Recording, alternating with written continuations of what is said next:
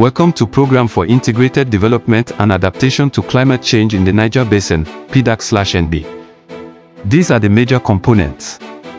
Component 1, building resilience of ecosystems and natural resources, which is enhancing the health and sustainability of the Niger Basin's environment and natural assets. Subcomponents include 1.1, protection of the resources and ecosystems, that is, conserving forests, wetlands, and biodiversity to prevent land and water degradation. And 1.2, strengthening shared management of natural resources.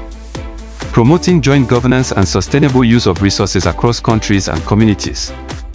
Component 2, building resilience of populations, which is improving the capacity of people to adapt and thrive amid climate and socio-economic challenges.